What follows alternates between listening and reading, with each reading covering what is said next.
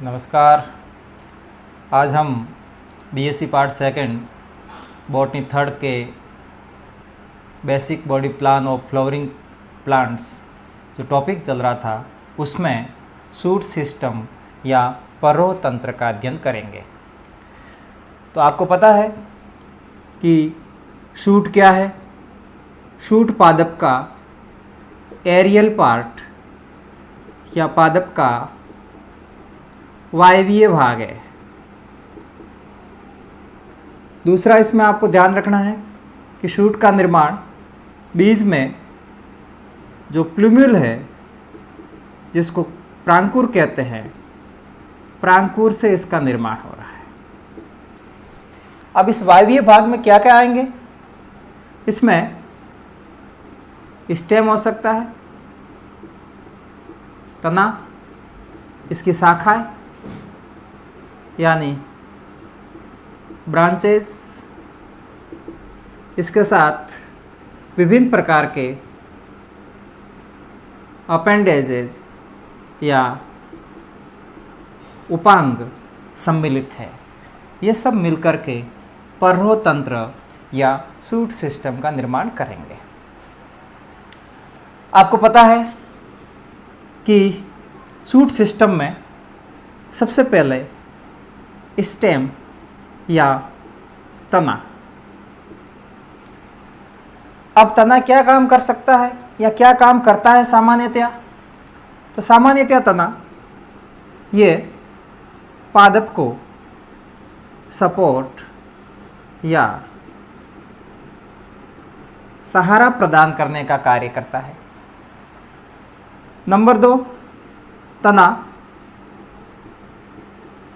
पत्तियों का धारण करता है। नंबर 3, यह संवहन या कंडक्शन का कार्य करता है। संवहन किसका? संवहन ये जल एवं खनिज लवण और दूसरा ये संबंध है वो फोटोसिंथेट्स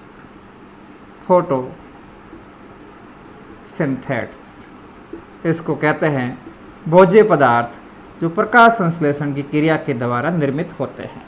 इनका कंडक्शन किसके द्वारा होगा? स्टेम के द्वारा होगा। स्टेम इरेक्ट हो सकता है यानी ऊर्ध्व, स्टेम प्रोस्ट्रेट हो सकता है, शयान हो सकता है। तना ब्रांच्ड हो सकता है, शाखित। तना अनब्रांच्ड यानी अशाखित हो सकता है। तना हर्बेसियस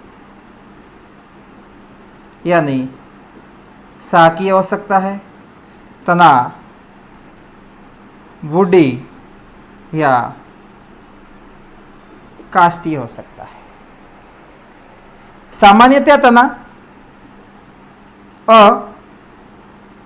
अप्रकाश संश्लेषी नॉन फोटोसिंथेटिक, परंतु कुछ पादपों में तना मॉडिफाइड या रूपांतरित होकर के प्रकाश संश्लेषण का कार्य भी करता है। इसके अलावा तना विभिन्न प्रकार के कार्य जैसे भोजन संग्रहण है, आरोहण है, इत्यादि कार्यों के लिए मॉडिफाइड या रूपांतरित होता है। सामान्यतः तना एरियल है। सामान्यतः तना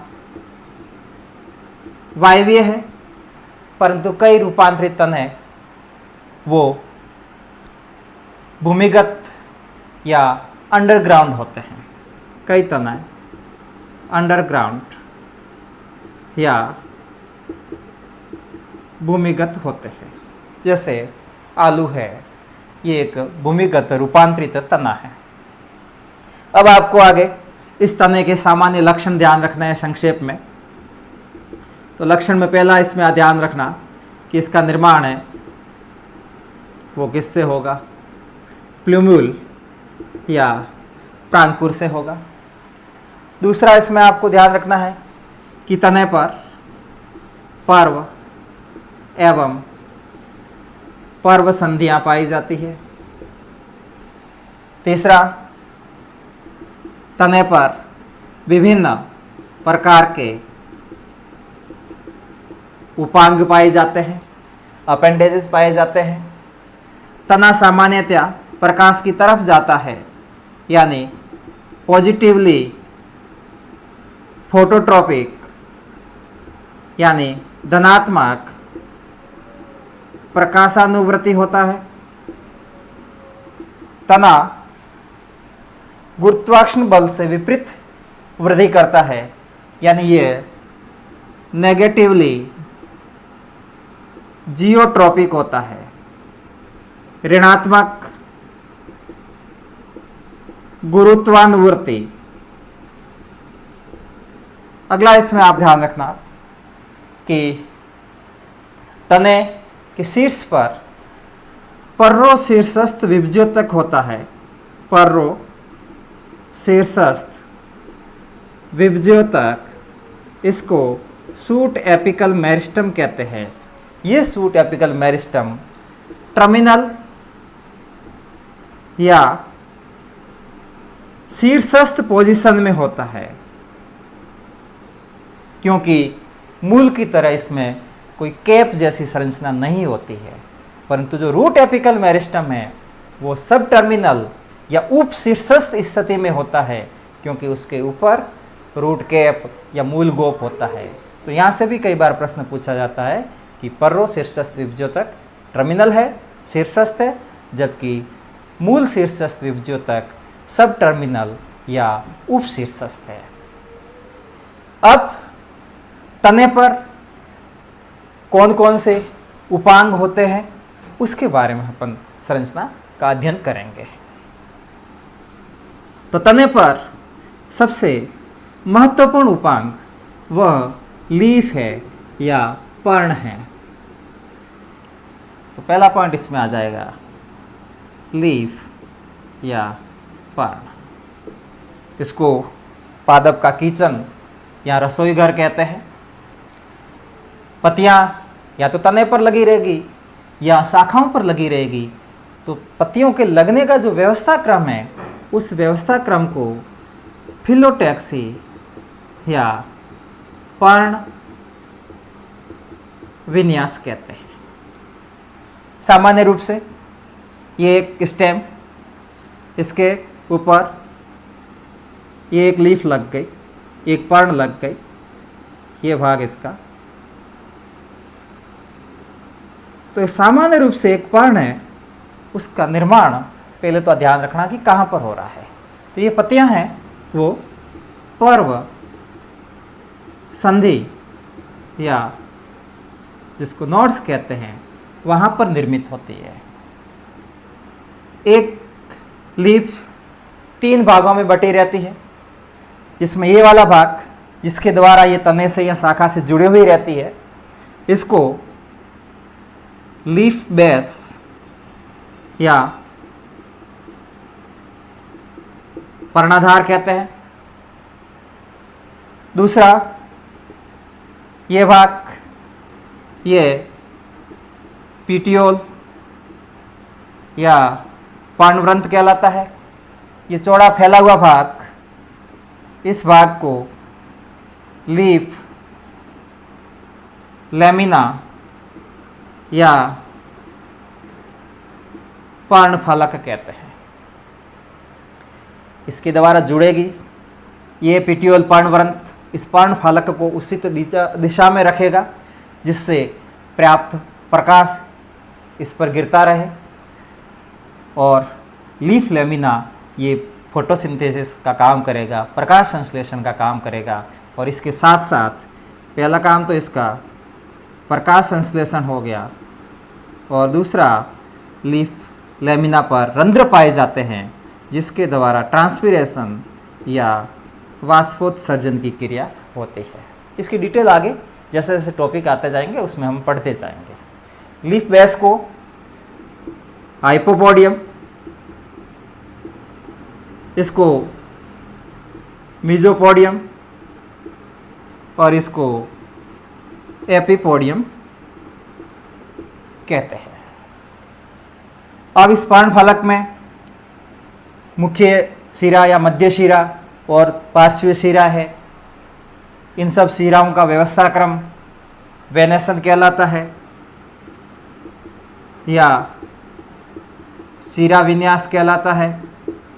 दो प्रकार का आप सभी को पता है, एक रेटिकुलेट यानी जालिकावत रेटिकुलेट हो गया, और दूसरा इसमें पैरेलल या समानांतर शिरा विन्यास पैरेलल हो गया। डाइकोट में जालिकावत, मोनोकोट में समानांतर। अपवाद इसमें है, परंतु mostly dicot reticulate, mostly monocot, parallel venation है। तो ये एक उपांग सूट सिस्टम में स्टेम पर है, पर्ण पर है। इंटरनली अगर आप इसका सेक्शन काटते हैं तो दोनों तरफ क्या होगा, इसकी एपिडर्मिस होगी और बीच में मीजोफिल या पर्ण मध्य तक। अगर डाइकोट है तो इसमें मीजोफिल डिफ्रेंशिएटेड होती है, विभेदित होती है, जिसमें पेलिसेड टिश्यू यानी खंभ ऊतक और स्पंजी पेरेन्काइमा या स्पंजी मर्दूतक इसमें होंगे। अगर मोनोकोट लीफ है तो मीजोफिल है वो अनडिफ्रेंशिएटेड या अविभेदित होता है। अगला उपांग इसमें वो ट्राइकोम का है। स्टेम पर जो रोम पाए जाते हैं उनको ट्राइकोम कहते हैं या स्टेम हेयर ट्राइकोम कहलाते हैं। ये यूनिसेलुलर या मल्टी सेलुलर हो सकते हैं। कोशिकाओं की संख्या 2-3 हो सकती है, एक कोशिकीय या बहुकोशिकीय हो सकते हैं। ध्यान रखना, मूल रोम हमेशा एक कोशिकीय होते हैं, ट्राइकोम एक कोशिकीय या बहुकोशिकीय हो सकते हैं। फिर यहाँ पर ध्यान रखना कि एक शब्द आएगा एमरजेंसेस।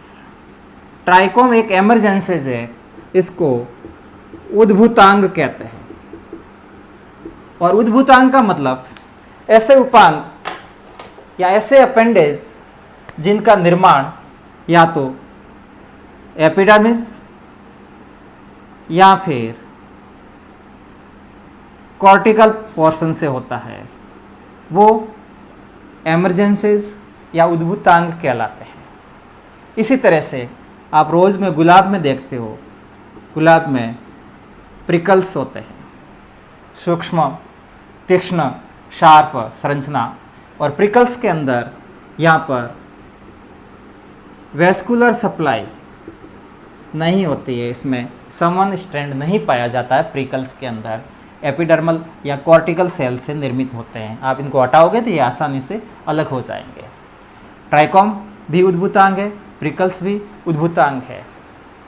इसी तरह से तने पर और भी उपांग जैसे थॉर्न्स, ये भी तीक्ष्ण रिजिड संरचना है। सामान्यतया ये थॉर्न्स है, ये मॉडिफाइड स्टेम है, रूपांतरित तना है। अलग अलग कार्यों के लिए तना रूपांतरित हो रहा है, तो यहाँ पर थॉर्न भी एक मॉडिफाइड स्टेम है।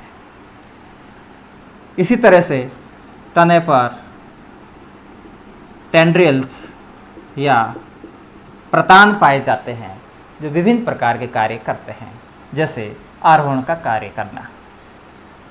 अब इन उपांगों के अलावा भी तने पर आप देखोगे तो एक नाम आपको दिखेगा, एक्सिलरी बड्स या कक्षस्थ कलिका। अब कक्षस्थ कलिका कहाँ होती है? जैसे ये लीफ है, इस लीफ की एक्सिस में यहाँ पर ये कक्षस्थ कलिका है, और इस कक्षस्थ कलिका से शाखाएं बनती है सामान्यतः। तो ये कक्षस्थ कलिका लीफ की एक्सिस में पाई जाती है। अगर शीर्ष भाग पर है कलिका तो वो टर्मिनल बड कहलाएगी, शीर्षस्थ कलिका कहलाएगी। लीफ की एक्सिस में है तो ये कक्षस्थ कलिका कहलाएगी। इसी तरह से तने पर आपको फ्लावर या फिर पूरा का पूरा इन्फ्लोरेसेंस, पुष्पक्रम, सीड यानी बीज और फ्रूट या फल निर्मित होंगे, फल आपको दिखेंगे इस तने के ऊपर। तो अब सबसे पहले इस फ्लावर के बारे में देखते हैं, पुष्प के बारे में देखते हैं। सब जानते हैं कि जब पादप में कायिक वृद्धि, वेजिटेटिव ग्रोथ समाप्त होती है, उसके बाद पादप में रिप्रोडक्टिव ग्रोथ शुरू होती है। कायिक वृद्धि शूट एपिकल मेरिस्टम या पर्रोह शीर्षस्थ विभज्योतक के द्वारा होती है। जब पर्रोह शीर्षस्थ विभज्योतक फ्लोरल मेरिस्टम या पुष्पीय विभज्योतक में परिवर्तित हो जाता है, उस समय प्लांट में पुष्प का निर्माण होता है और पुष्प निर्माण के साथ ही ये जननिक प्रावस्था या रिप्रोडक्टिव फेज शुरू हो जाती है। इस समय रिप्रोडक्टिव फेज या जनन प्रावस्था शुरू होगी। सब जानते हैं पुष्प एक मॉडिफाइड शूट या रूपांतरित पर्रो है। रूपांतरित क्यों कहते हैं? क्योंकि इसमें जो पर्व है वो अत्यंत ही संघनित हो गए हैं, सब एक दूसरे के पास में आ गए हैं और जो पत्तियां हैं वो अलग अलग पुष्पीय भाग में परिवर्तित हो गई है, जैसे बाह्यदल पुंज, दलपुंज, पुमंग और जायांग, ये पुष्पीय भाग है जो पुष्पासन पर लगे हुए रहते हैं। तो इस कारण पुष्प एक मॉडिफाइड शूट या रूपांतरित पर्रो है। अब पुष्प जिस शाखा या डाली पर लगता है वो आपको पता है मातृ अक्ष या मदर एक्सिस कहलाता है। फिर इसमें ये शब्द ध्यान रखना, पुष्पक्रम या इन्फ्लोरेसेंस। तो पुष्पावली व्रंत, पुष्पावली व्रंत, इसको पेडेंकल कहते हैं। पुष्पावली व्रंत पर पुष्पों के लगने का व्यवस्था क्रम, पुष्पों के लगने का व्यवस्था क्रम है वो इन्फ्लोरेसेंस या पुष्पक्रम कहलाता है। पुष्प सिंगल हो सकता है, पुष्प पुष्पक्रम में हो सकते हैं। अगर पुष्पक्रम में है तो ये पुष्पक्रम दो प्रकार का, नंबर एक असीमाक्षी जिसको रेसिमोस कहते हैं और दूसरा ससीमाक्षी, इसको साइमोज इन्फ्लोरेसेंस कहते हैं, जिसकी डिटेल नेक्स्ट टॉपिक में हम पढ़ेंगे, आगे आएगा उस समय इसकी डिटेल पढ़ेंगे। यहाँ पर सीधा अर्थ ध्यान रखना, असीमाक्षी में क्या होगा कि जो पुष्पीय अक्ष है उसके शीर्ष पर पुष्प का निर्माण नहीं होता है, जिससे कंटिन्यूस पुष्पीय अक्ष की वृद्धि होती रहती है। जबकि यहाँ पर पुष्पीय अक्ष के शीर्ष पर पुष्प का निर्माण हो गया, उस कारण उसकी वृद्धि है वो सीमित हो जाती है। तो वो सीमित वृद्धि वाला ससीमाक्षी, असीमित वृद्धि वाला क्या हो जाएगा? असीमाक्षी हो जाएगा। अब पुष्प की संरचना, ये भी आपके आगे पूरा डिटेल में एम्ब्रियोलॉजी में टॉपिक है, तो वहाँ पर ये सब पुष्प की संरचना डिटेल से पढ़ेंगे।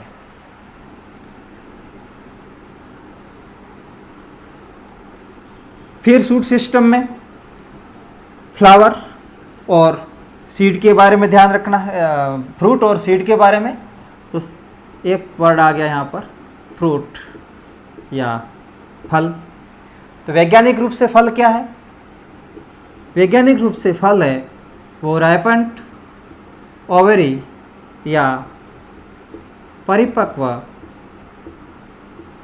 अंडाशय है।